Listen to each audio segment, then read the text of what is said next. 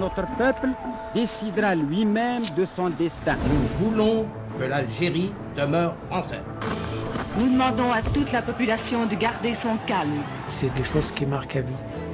Dans les yeux des personnes qui m'écoutent, j'ai la sensation qu'ils ne me croient pas. Donc j'essaye pas de convaincre, j'essaye juste de dire. Les gens ne savent pas ça. Les gens ne savent pas ça.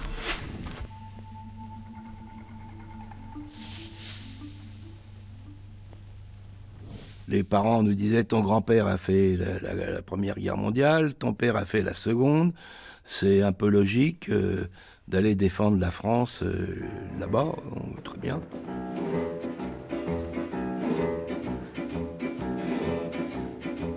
L'heure au fusil, tambour battant, il va. Il a 20 ans, un cœur d'amant qui bat. Un adjudant pour surveiller ses pas. Et son barda contre ses flancs qui bat. Quand un soldat s'en bat en guerre, il a dans sa musette son bâton de maréchal. Partir pour mourir un peu à la guerre, c'est un drôle de petit jeu qui ne va guère aux amoureux. Le peu que j'étais arrivé déjà, j'étais mal à l'aise. Je sentais qu'il y avait, quand je voyais, c'est une grande coupure avec la métropole.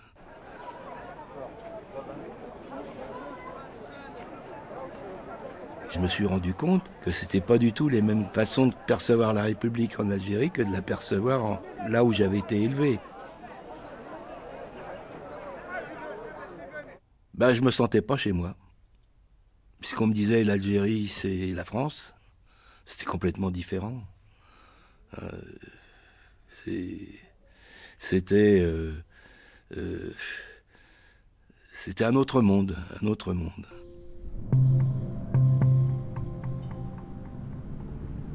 Mes impressions, ça a été surtout de voir la pauvreté des gens et la façon dont ils nous regardaient passer, ou plutôt essayaient de ne pas nous regarder passer. On avait vraiment l'impression que ça leur faisait guère plaisir. On est habillés, on est soldats, on représente la France, on a des armes, on est donc les plus forts. Et eux, c'est quoi? C'est des sous-hommes, hein? Et on peut les qualifier de n'importe quoi. On peut dire que c'est des bougnoules, c'est ceci, c'est cela. Tous les qualificatifs qu'on a pu entendre.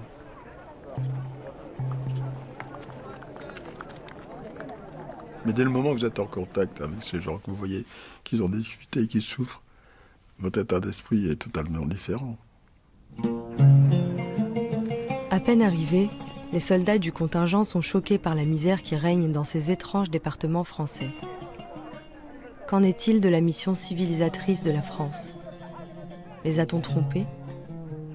Ils découvrent que le système colonial a désorganisé à son profit la société algérienne et son économie, et que c'est maintenant eux qui sont chargés d'accomplir des actions humanitaires pour améliorer la situation dans l'urgence. Tout de suite, j'ai été dirigé vers un travail d'assistance médicale gratuite.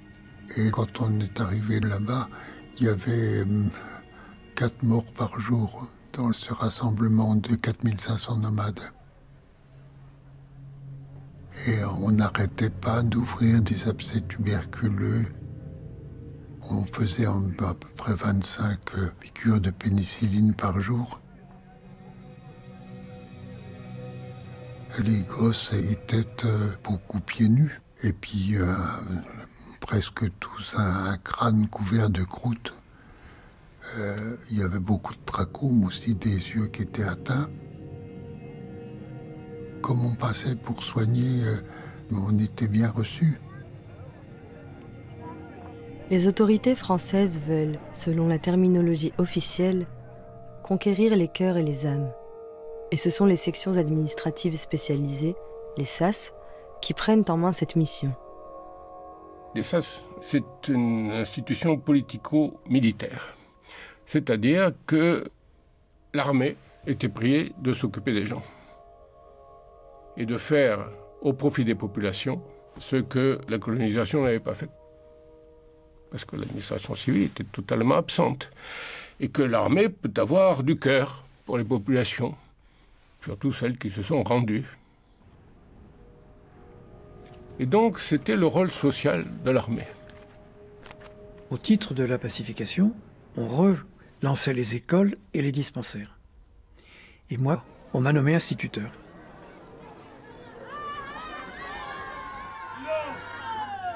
Silence! On va prendre une phrase de la leçon d'hier. Vous allez répéter après moi. Ah! Ah! L'école! L'école!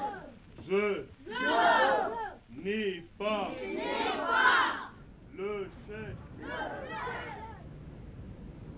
Mon capitaine m'a dit, Hutin, l'école que vous avez trouvée, elle est à peu près à 200 mètres du camp, et c'est inquiétant de la hiérarchie, donc vous aurez un fusil à côté du tableau noir. Mais ça, voilà, ça montre déjà l'ambiance et les contradictions absolument incroyables dans lesquelles on vivait. Donc on avait l'angoisse permanente vis-à-vis des félagas qu'on ne voyait d'ailleurs pas. J'en ai jamais vu un seul en armes, jamais. On n'a jamais ramené au camp que des suspects. Alors que la nuit, on se faisait tirer dessus. Dans la nuit. Bon, donc les félagas, ils étaient partout, mais on ne les voyait pas.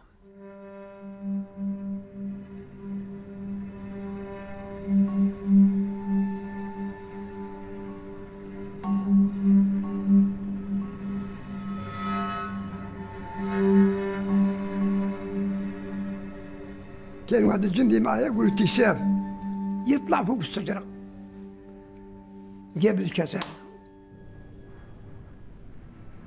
هذاك الكاسرنا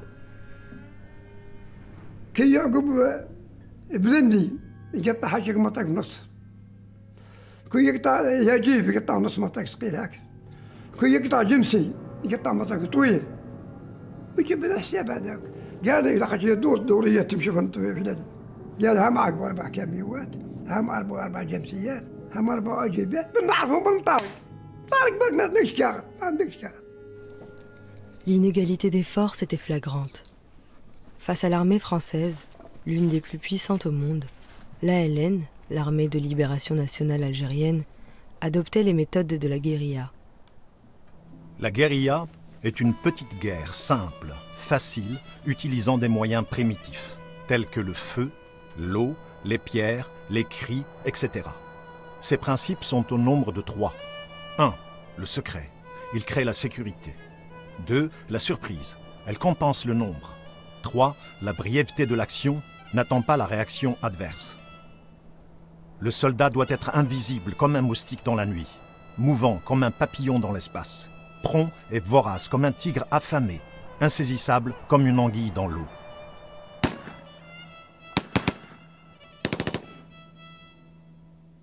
Une journée type au maquis, à 4 h du matin, c'est le réveil. Tout le monde en tenue. Alors, l'installation des guetteurs sur les points culminants, dominants, pour surveiller l'arrivée d'ennemis. Et puis à partir de 10 h, il n'y a pas d'opération, l'ennemi n'est pas en vue, donc c'est relax.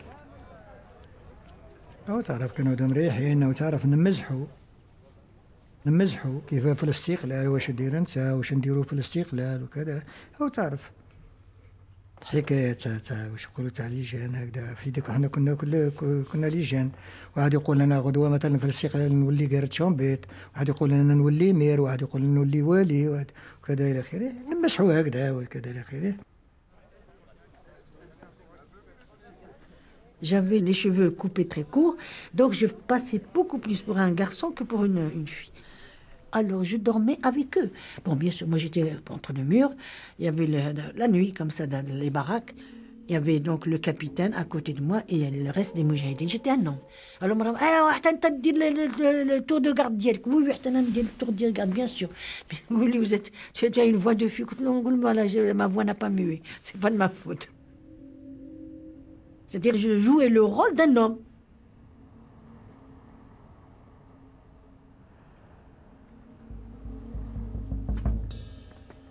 ساعة كي تكون خدمة في هداك يبعثنا الجروبات نمشيو مع الجروبات باش ننظموا ولا نديروا عمليات واش هي كاين العمليات تخريبيه، نكسروا القناطر، نكسروا الطرق، كنا نديروا ساعة نديروا كمين للعدو، كنا نقطعوا لهم التليفون، نقطعوا لهم التريسيتي، ساعة نديروا عمليات نقتلوا العسكر، نديروا سلاح نجندوا.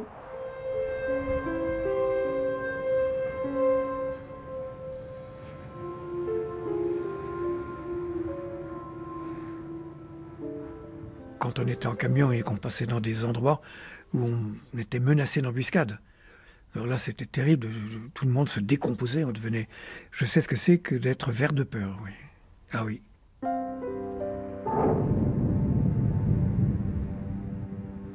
J'ai perdu 6 de mes camarades, dont d'ailleurs mon meilleur ami, lors d'une embuscade. 6 morts. C'est moi qui les ai nettoyés parce que mes camarades étaient dans un tel état de terreur. Et mon meilleur ami, là, André, il était émasculé. Il avait donc été émasculé par les félagas. Et ça a évidemment choqué encore plus et à la fois terrorisé. Et cette angoisse-là, liée à toutes les conditions physiques qui étaient les nôtres et qui étaient extrêmement difficiles, parce que c'était l'hiver, il pleuvait, il neigeait, on avait froid. On mangeait... c'était épouvantable. On était épuisé par les gardes, par les marches, etc. C'était donc le clapotis dans les cerveaux. Hein. Voilà combien de jours, voilà combien de nuits. Chers parents, le voyage a été excellent, mais l'impression en arrivant ici est pénible. J'espère faire du bon boulot et je compte sur vous pour m'aider. Au printemps, tu verras, je serai de retour dans les rues de Paris. Dis, quand reviendras-tu? J'embrasse bien mes parents, ainsi que toute ma famille. Est-ce que vous pouvez leur dire si vous êtes bien au camp du Lido? Je suis assez bien, oui. Oui. La vie y est agréable? Assez. C'est la vie en plein air? C'est ça, oui. Est-ce que vous aviez fait du scoutisme quand vous étiez jeune? Oui, j'en ai fait. Alors ça vous rappelle un peu le scoutisme, oui. De votre jeunesse? Oui, oui. Vous voyez, vous n'êtes donc pas dépaysé. Non, pas trop. Brûle les feux de bois, je tangue, je chavire, et comme la rengaine, je vais, je viens, je vire, je tourne, je me traîne. Alors, chers parents, ma chère fiancée, je vous envoie à tous mes meilleurs baisers. Tout va très bien. Vous voyez, le travail, quoi, est pas trop fatigant quand même, ça va. Alors, bon baiser et à bientôt, au plus tôt possible. Viendras-tu dire, au moins le sais-tu? J'embrasse bien ma mère, ma soeur, mon beau-frère, ainsi que ma future. Et vous leur dites à bientôt. Et à bientôt. Dans un mois, j'espère être en permission et bientôt avoir terminé le service militaire. La vie de ma famille reposait sur moi, parce que j'étais devenu du jour au lendemain chef de famille. J'étais voir dans une SAS, et il y avait une place de libre pour délivrer des papiers d'état civil aux nomades. Et le maire, il m'a pris pendant un mois, et il a découvert que je n'avais pas d'expérience, que j'étais novice et que mon niveau n'était pas suffisant pour occuper ce poste. Et le lieutenant des SAS, il m'a dit, t'as qu'à t'enrôler dans les formations supplétives. Messaoud Kafi fait partie des milliers d'Algériens qui se sont enrôlés dans les formations supplétives de l'armée. On les connaît mieux sous le nom de Morazni ou de Harki. Comme dans tous les empires coloniaux, il s'agit de confier une partie du maintien de l'ordre aux colonisés. J'étais très jeune et j'avais pas le choix. J'avais à la charge ma famille. Parce que j'avais un solde quand même qui était de... Je crois qu'il n'était pas loin de 300 francs, de 30 000 francs anciens. À l'époque, c'était une fortune. Du jour au lendemain, c'est l'éclaircie. L'abondance de la nourriture, qu'est-ce qu'on veut d'autre? Leur but, c'était de recruter un maximum d'Algériens. Dans chaque compagnie, il faut qu'il y ait 30 musulmans, sous les ordres d'un officier de l'armée.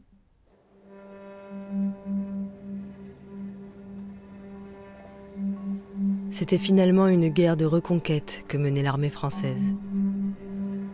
L'objectif était double: traquer sans relâche les combattants de la LN, tout en dissuadant la population de soutenir le FLN.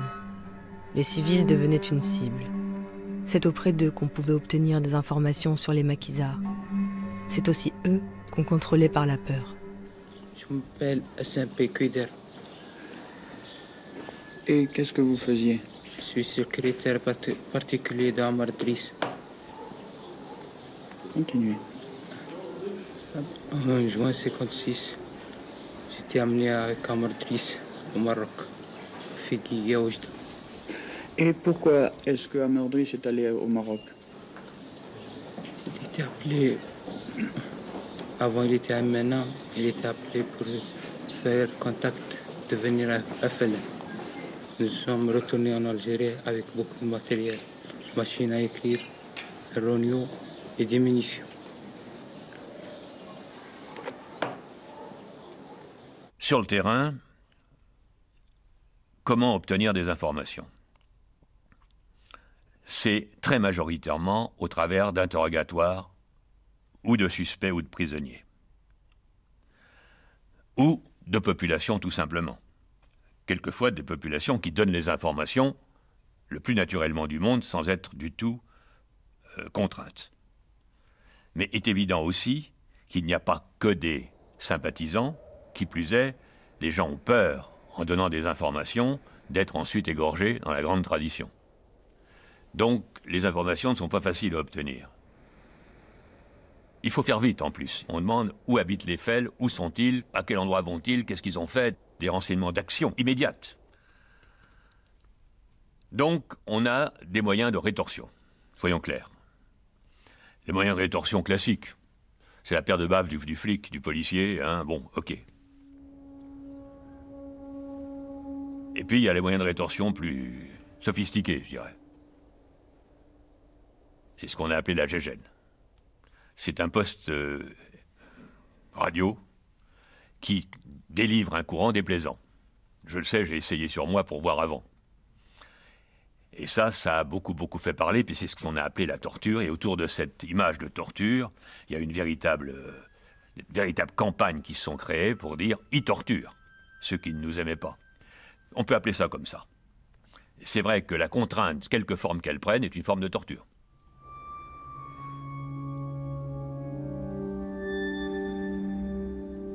Un soir, avant de m'endormir, j'entends tout d'un coup hurler, absolument, des hurlements terribles. Je crois d'abord que ce sont des chacals. Je sors de ma guitoune et je m'aperçois qu'on était en train de torturer dans la tente qui était juste à côté de la mienne. Et je savais que dans cette tente, on avait comme prisonnier un vieux et un gamin de 14 ans. Le gamin de 14 ans qu'on avait ramené justement la veille, petit berger, qui, voyant des soldats sortir du bois avec leurs armes et leurs casques, a pris peur, s'enfuit, on le rattrape, on le ramène au camp et on l'accuse d'avoir voulu avertir les félagas. Et pour le faire avouer où étaient ces félagas, on le passait à la GGN. Et j'ai entendu donc hurler ce gamin toute la nuit. Le lendemain, je me suis engueulé comme pas possible avec mon lieutenant, qui était l'auteur de cette torture. Et c'est là où j'ai pris la photo de ce gamin, en me disant que je la montrerai en France. Le renseignement était le but affiché, mais la terreur était l'effet obtenu. Les grandes villes avaient été jusqu'alors relativement épargnées par la guerre. Mais la situation bascule en août 1956, quand des radicaux de l'Algérie française optent pour le terrorisme aveugle. Ils font exploser une bombe au cœur même de la Casbah d'Alger, rue de Thèbes. L'attentat fait des dizaines de victimes. Dans les semaines qui suivent, le FLN riposte. On m'a chargé de déposer une bombe dans un bar. Je suis rentré, moi, à l'époque, il paraît que je pouvais rentrer, peuvent pas me différencier d'un Français. Donc je suis rentré dans ce bar. J'étais bien habillé, j'ai pris une petite bière, j'ai fumé une cigarette. Et je devais déposer cette bombe dans les toilettes et puis de ressortir de l'autre côté. Malheureusement, j'arrive, je suis rentré dans les toilettes, je regarde, ils ont mis les barreaux de l'autre côté, on ne pouvait pas sortir. Si je dépose la bombe, je la décroche, moi aussi je crève avec. Donc je ne l'ai pas fait. Je suis ressorti, j'ai ramené la bombe avec moi. Je ne l'ai pas fait. Voilà. Par contre, c'est à la fin, j'ai jeté une grenade sur un camion militaire. Je me rappelle, la grenade a explosé et je les voyais sauter, se sauver. Je ne peux pas vous le dire s'il y avait des blessés ou de morts, je ne sais rien. Moi, j'ai fait mon travail, je me suis sauvé. Peu à peu, nous prenons conscience qu'en fait, la menace est impossible à déterminer, impossible à découvrir à l'avance. On parle moins avec ses amis musulmans. On se protège, en fait. C'est-à-dire que le Français d'Algérie n'oublie jamais qu'il est minoritaire. Et donc, tout musulman devient un terroriste en puissance. Des bombes explosent dans des bars, dans des immeubles. La mort peut frapper n'importe où, n'importe qui. Pour le psychiatre et théoricien du FLN Frantz Fanon, cette violence était non seulement légitime, mais inévitable. Le peuple décide de ne faire confiance qu'à des moyens violents. Lui à qui on n'a jamais cessé de dire qu'il ne comprenait que le langage de la force, décide de s'exprimer par la force. En fait, depuis toujours, le colon lui a signifié le chemin qui devait être le sien s'il voulait se libérer. L'argument que choisit le colonisé lui a été indiqué par le colon. Et par un ironique retour des choses, c'est le colonisé qui maintenant affirme que le colonialiste ne comprend que la force. Le FLN avait dit à ce moment-là que pour un exécuté, il y aurait un attentat. Quand la guillotine arrivait la veille de l'exécution à la prison de Barberousse, les prisonniers hurlaient. Tous. C'était un cri d'horreur, de révolte. Enfin, c'était terrifiant, terrifiant. Et toute la Casbah qui était à côté hurlait aussi. Il y avait eu des exécutions le matin, donc on attendait les attentats l'après-midi. C'était tellement violent. Et cette violence contaminait toute la ville. Hein. C'était terrible. C'en était fini du joyeux mélange des populations qui avait bercé l'enfance de Simone et de tant de Français d'Alger. Fin 1956, les indépendantistes assassinent le président des maires d'Algérie, Amédée Froger. Le jour de son enterrement, des ultras de l'Algérie française se déchaînent sur des passants algériens. Bilan, 6 morts. Les attentats ne cessent de se multiplier. Le pourrissement se développe. La température monte dans les villes. Et l'élément européen a une tendance à se laisser aller à l'irritation et à la colère, dans bien des cas très compréhensibles. Mais tout de même, vous le savez, la colère est toujours mauvaise conseillère. La guerre allait durer. Le général Salan, tout juste nommé à la tête de l'armée française en Algérie, propose un changement radical. Avec son équipe d'anciens d'Indochine, il affirme qu'il faut s'adapter aux méthodes de l'adversaire. Puisque le FLN mène une guerre révolutionnaire et idéologique au sein de la population, l'armée française doit faire de même. Ce changement de doctrine est testé à Alger, où le retour à l'ordre est confié aux parachutistes du général Massu. Ils ont installé une espèce de quadrillage qui fait que ils devaient savoir absolument qui était qui dormait où, etc. Dans notre cité, il y avait ce qu'on appelait des chefs d'îlot dans chaque immeuble. Et le chef d'îlot, c'était quelqu'un qui était désigné d'autorité par l'armée française, qui avait un cahier qui était vérifié par l'armée, qui est venu dormir ici, etc. Et comme souvent, semble-t-il, ces chefs d'îlot travaillaient aussi, surtout pour le FLN, donc ils ne leur faisaient pas confiance. Il y avait au milieu de la nuit, l'armée qui rentre. Gamin, je me souviens de me réveiller sur les bottes des militaires, hein, c'est-à-dire on ouvre les yeux comme ça, puis on tombe sur c'est une image ça aussi très forte qui m'est restée dans la tête, puis partez.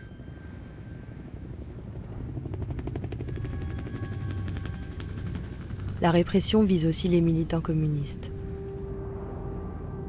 Depuis l'interdiction de leur parti en Algérie, c'est dans la clandestinité qu'ils agissent. Mon mari était arrêté pour avoir soigné un militant du FLN. Ils étaient un petit groupe de paras. Ils l'ont poussé dans l'escalier. Moi, j'ai essayé de m'interposer. Ils m'ont mis le revolver sur la poitrine en me disant « Si tu t'opposes, on te tue ». Dès le lendemain matin, je me suis mise à le chercher partout, jusqu'au quartier général de Général Massu. Oui, on l'a arrêté, oui, il est torturé, oui, pas de dénégation, rien. Mais vous n'en saurez pas plus, voilà, c'est tout. Et d'ailleurs, c'est justifié, parce que par la torture, on obtient des aveux, et les aveux nous permettent de trouver des caches d'armes dans la Casbah. Donc j'ai su qu'il était vivant et torturé. Les troupes du général Massu arrêtent l'un des 5 membres de la direction du FLN, Arbi Ben Mhidi.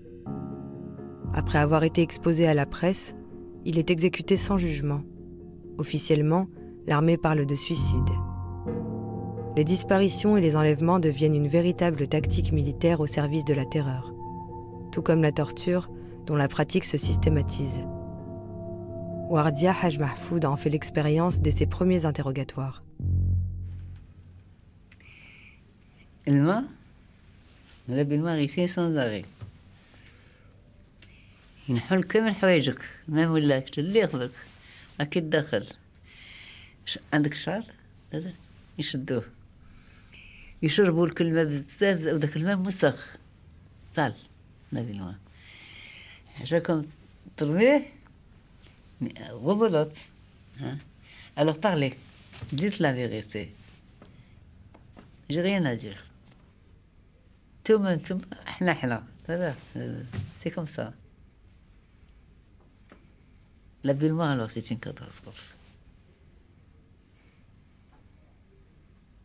داك اللوط ما تجيبيش خبر اللي قال l'habillement. Les habitants les plus pauvres d'Alger reçoivent l'aide des centres sociaux.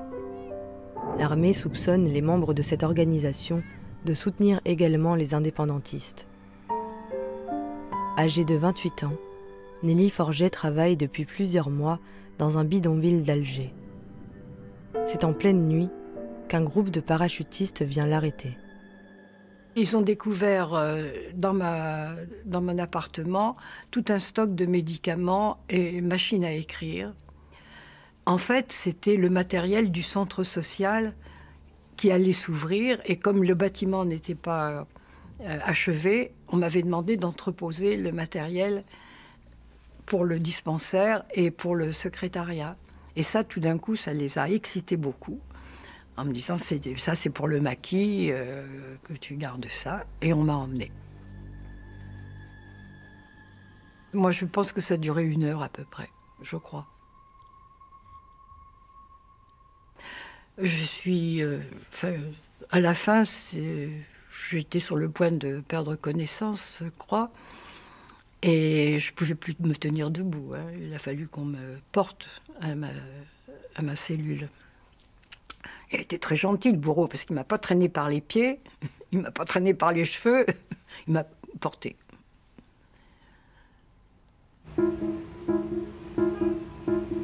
En métropole, le scandale éclate. À leur retour, certains soldats ont raconté les tortures. Guy Mollet, le chef du gouvernement, ne peut plus rester silencieux.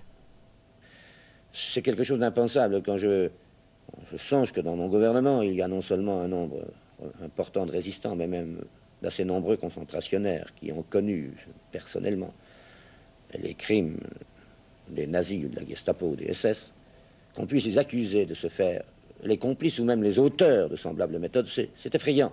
La France, c'est dans le monde le pays des droits de l'homme. Eh bien, un de ses fils n'a pas le droit de salir l'honneur de la France. C'est la raison pour laquelle chaque fois que des faits nous ont été signalés, nous avons fait faire des enquêtes. Souvent, ces enquêtes sont restées vaines. Parfois, elles ont donné des résultats. Chaque fois, alors, il y a eu des sanctions. L'armée continue pourtant à imposer ses méthodes au gouvernement en arguant de leur efficacité. Car la situation est devenue critique pour le FLN. En quelques mois, sa direction a été quasiment décapitée. Ces derniers chefs politiques quittent l'Algérie. Ils vont diriger la lutte pour l'indépendance depuis la Tunisie et le Maroc. Des camps d'entraînement de l'armée de libération nationale y sont déjà installés. On a envoyé des éléments pour faire un stage de perfectionnement au Maroc. Et de là, nous avons fait une formation très accélérée. Cross combat, judo, tout le sport nous avons fait pour être un petit peu très actifs.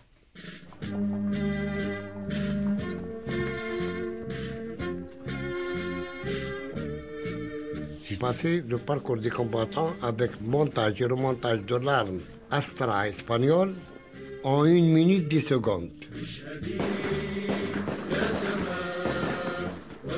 On n'avait pas de discussion politique, on était là uniquement pour le parcours combattant et les armes. Le poste de commandement de la Wilaya 5 se trouve à Oujda, au Maroc. Rachida Miri est originaire de cette ville. Elle y retrouve ses proches après plusieurs missions au sein des unités de l'ALN. Alors, à Oujda, d'abord, on nous a donné quand même une quinzaine de jours de repos, c'est-à-dire une permission. Donc, on a... Oh, je suis arrivée chez moi. J'avais là-bas, où là, j'étais un homme. Mon arme était sous la là-bas.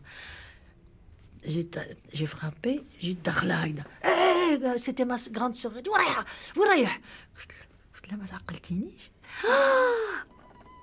Ensuite, on nous a demandé de rejoindre le poste de commandement. Et là, c'est là où on nous a initiés à l'exploitation des procès-verbaux d'écoute de l'armée française.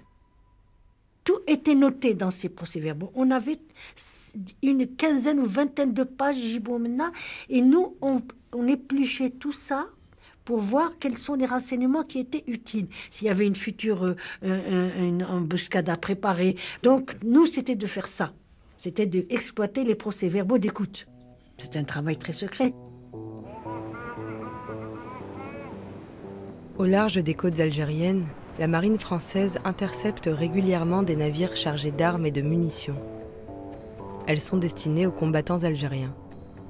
Leur provenance, les républiques populaires d'Europe de l'Est, comme la Tchécoslovaquie et la Yougoslavie, ainsi que les pays de la Ligue arabe. Ces alliés des indépendantistes leur ouvrent également les portes de leurs écoles militaires. Toute la promotion d'Anna, on a de l'Égypte. Donc on a terminé avec les élèves égyptiens au Caire. On a l'arabe, on tourne. On a. في هذاك الوقت الليبيان كانوا يحبونا ما نقولكش التونسيان لي ماروكان ما نعرفش مليح لي ماروكان لي توانسه ثاني كانوا يحبونا بها لي ليبيان المصريين ما يحبوا ما يكرهوا يعني مسوسين هكذا لي سيريان يموتوا علينا لي ليبانيين لي إراكيان. Alors que l'ALN se renforce militairement, le FLN marque des points sur le plan international. Il est maintenant officiellement reconnu et soutenu par le groupe des pays non alignés et des États récemment libérés de la domination coloniale. C'était ça, une idée de génie.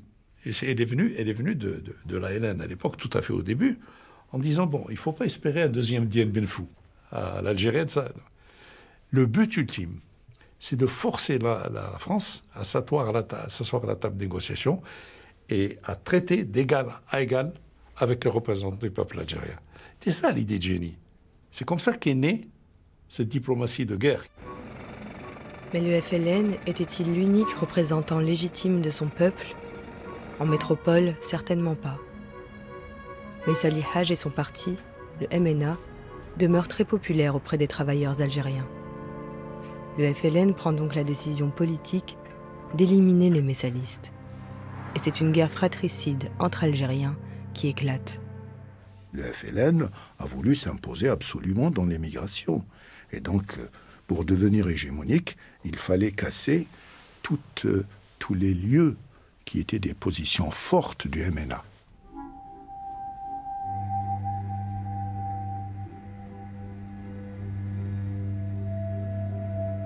Comment les choses se réglaient entre le FLN et le MNA? C'était des attaques armées. C'était pour soit tuer un responsable, activiste, un cadre de l'organisation, soit pour créer une situation d'insécurité, de panique, de manière à casser la prépondérance de l'organisation. Moi, j'avais un Colt 1145 qui pesait plus dur que ma main. À Marseille, je me rappelle très bien parce que c'est une date historique, c'est mes premiers attentats, nous avons abattu 4 grands chefs messalistes. À la 3e cuillerée de la soupe, je lui ai mis 2 balles. Je l'ai tué sur place. C'est comme ça que par la suite, il est resté du MNA que du côté du nord de la France, Douai, autour de Lille, quelques îlots. Mais dans la région parisienne, le FLN était hégémonique à partir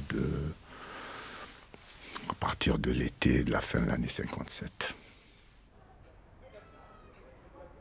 Le FLN a placé des permanents pour le recrutement à travers les grandes villes de France. Un ou 2 permanents sur Marseille, 1 ou 2 permanents sur Lyon. Toutes les grandes villes de France, c'est là que le FLN, évidemment, a fait sa toile d'araignée. Dès qu'il y a l'adhésion, automatiquement, il y a une cotisation. Le début, ça a commencé à 1 000 francs. Elle est passée à 2 000 et à partir de 58 à 3 000 par ouvrier. Bon, là où les ouvriers, ça permet la constitution de la fédération, que la fédération est devenue le trésor du FLN.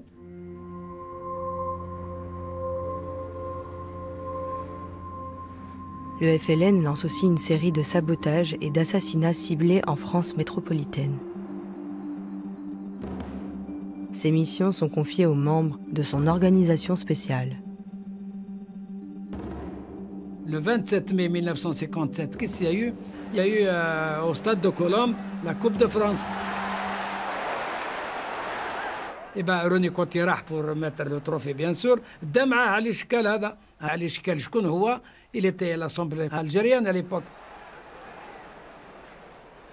دا معاه علي شكال هذا، l'ONU باش يقول لهم l'Algérie, les Algériens sont avec la France. Ceux qui sont dans les maquis, c'est des voleurs, c'est des voyous, etc., etc. Voilà, c'est des fellagas. Alors donc, il y a eu 3 militants. Ils ont reçu ordre d'y aller au stade, de supprimer علي شكال. Et bien, Mohamed Ben Sadouk يحكيها مسكين يبكي ونبكيو معاه جيتوما. هو مازال حي. قال لي الكابوس نتاعي درت هكذا. ما نجمش تغرف درت هكذا جلي قال لي جي تيري فوالا. يبقى له عزارة جات في القلب نتاع علي شكال. Il est mort sur le champ. Coup de maître pour les nationalistes algériens. L'assassinat d'Ali Shekal fait l'objet d'une large couverture médiatique et sert la propagande que le FLN développe de plus en plus activement. Il s'est doté d'un journal, El Moudjahid, édité en arabe et en français, et il produit depuis le Caire une émission de radio dédiée à l'Algérie combattante. الراديو هذاك تاع الرودات هذاك اللي يدوروا بالرودات ظهرها ما كاش هذاك هنا في الدار وندسوه يكاش خرشه البوست ندسوه يكاش خرشه نسمعوه هنا نستناوه مقلقين واش يهدر يبقوا يصنتوا ويجي عبد الوهاب يديروا كاسيطه تاع عبد الوهاب غناء ماشي عيسى يكون مازال ما جاش عيسى المسعود ولا يكون خلاص ويديروا عبد الوهاب محلاها معيشتي الحريه اغنيه يقول الاخر محمد مقران يبغي الاغنيه هذه ورابح خويا يبغيها ويتلاقوا يقول له خليها يجي يبدل قناه يقول له خليها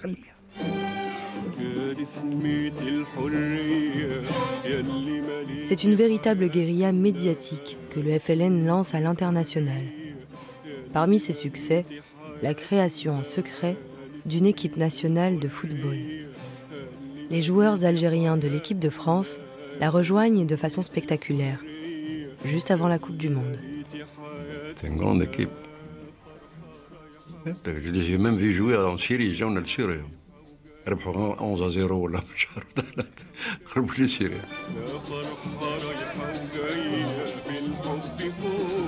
Ça a fait une super pub à l'Algérie, à la jeunesse. On donnait vie à l'Algérie.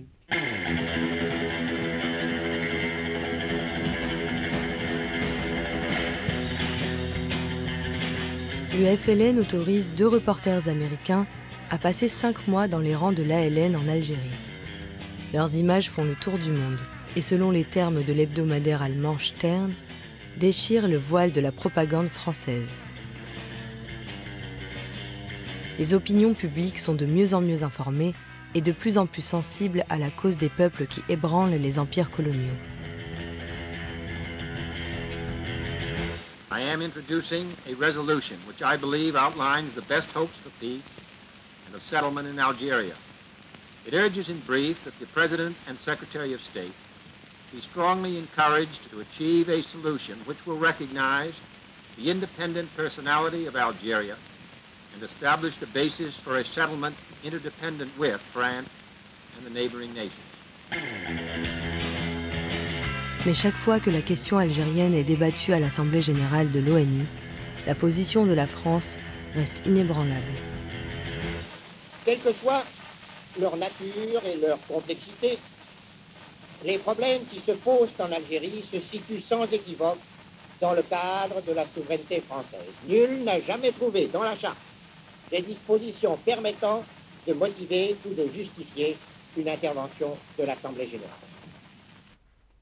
Nous n'avons pas vu ou pas voulu voir l'évolution du monde et la fin des empires coloniaux. Alors pourquoi ? C'est parce que pour nous, l'Algérie, ce n'était pas une colonie. Il n'y avait pas de réalité algérienne. Donc, la conscience qu'il fallait probablement trouver des solutions différentes, nouvelles,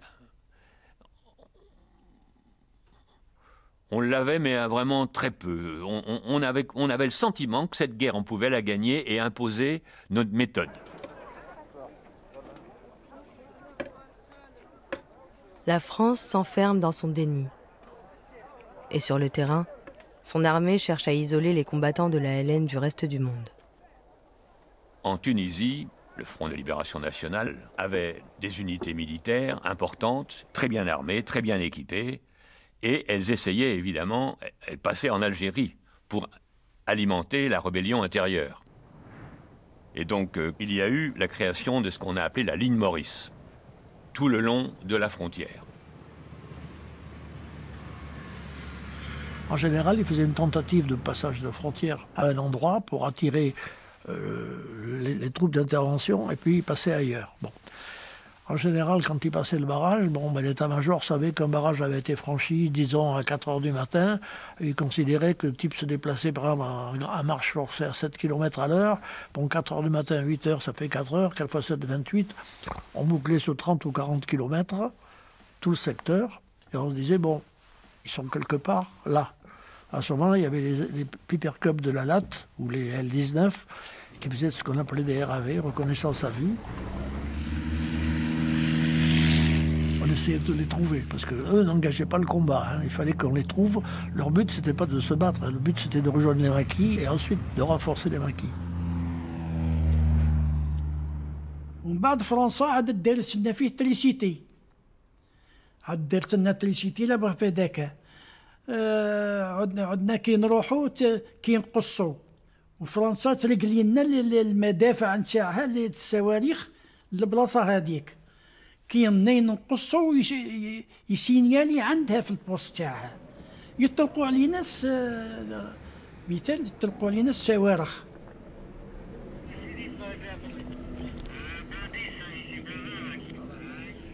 Écho en 2755, distance 9600. Artilleur, préparez un tir. Gisement 2655, distance 9100. Fait.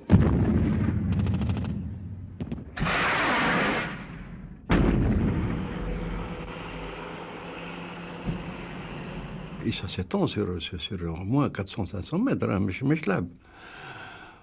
En plus, il y a un no-man's d'au moins 50 km. Il y a 12 millions de mines qui ont été semées. 12 millions de mines. C'est impossible.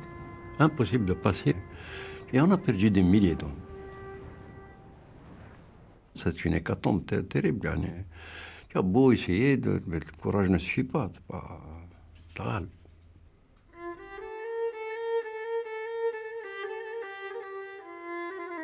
Moi, c'était surtout à Tunis que je recevais les gens qui venaient des frontières, tous les blessés algériens, toutes les rééducations. C'est à ce moment-là qu'il y a eu des contacts avec ce qui était à l'époque la Yougoslavie et l'Allemagne de l'Est, qui avait des très bons systèmes d'orthopédie, de remise en place des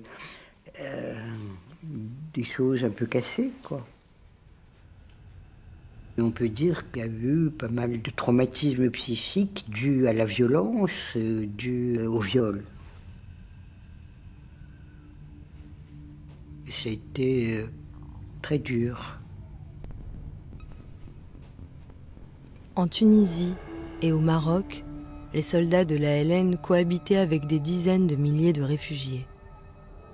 Tous se retrouvaient bloqués à l'extérieur des frontières de leur propre pays. وساقي سيدي يوسف هادو كان اللاجئين تاعنا الجزائريين يسكنوا بزاف الشعب تم هذا الحدود تاعها في تونس تعرفوا التاريخ تاع ساقي سيدي يوسف.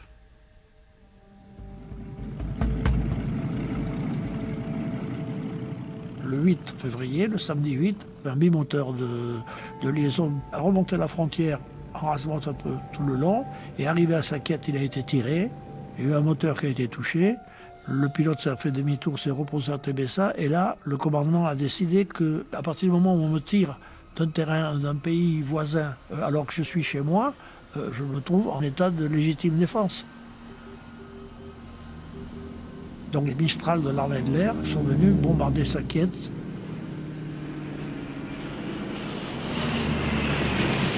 نهار ضربت فرنسا ساقية سيدي يوسف كنت الجيش تاع فيها. كانوا دي سيكسيون تم نسبق لك مالا قبل ما كي سمعت جات معلومات هذاك نلقاها جانا خبر على الساعتين تاع الصباح باللي الجيش الجزائري اللي فيه ساقية سيدي يوسف كل لازمو يرحل.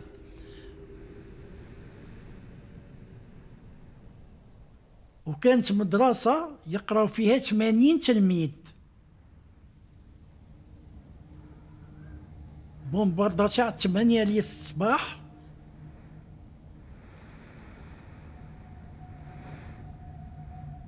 كل مساكن ماتوا في المدرسة هذيك. والجيش وحنا منعنا.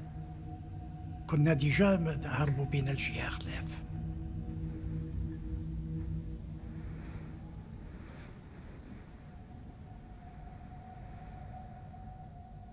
la Tunisie rompt ses relations diplomatiques avec la France. Elle dépose plainte pour violation de son territoire auprès de l'ONU. La France est critiquée de toutes parts. Les crises gouvernementales s'enchaînent à Paris. La 4e République vacille.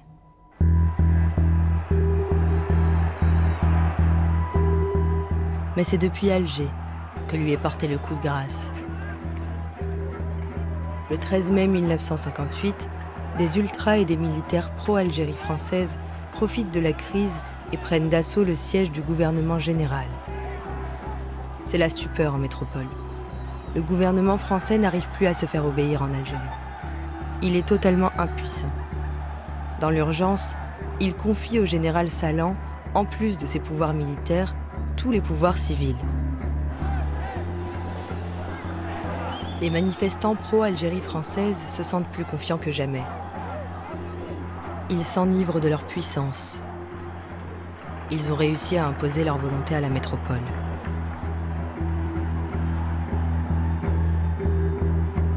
Le terme révolution s'applique bien, c'est-à-dire on balaye tout ce qui est arrivé avant, toutes les erreurs précédentes, ce qui a mené l'Algérie à la mort.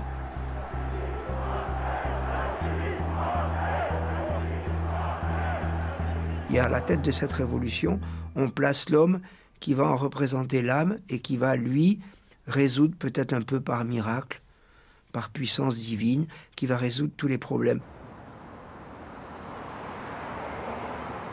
Cet homme providentiel, c'est le général de Gaulle. Retiré de la vie publique depuis plus de 5 ans, le héros de la France libre finit par répondre à l'appel qui lui est lancé depuis l'Algérie. Ce qui se passe en ce moment en Algérie peut conduire à une crise nationale extrêmement grave.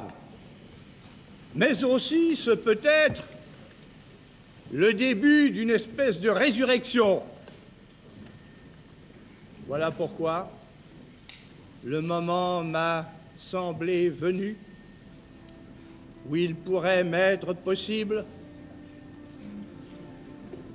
d'être utile, encore une fois, directement à la France. C'était Dieu qui arrivait, qui venait nous sauver.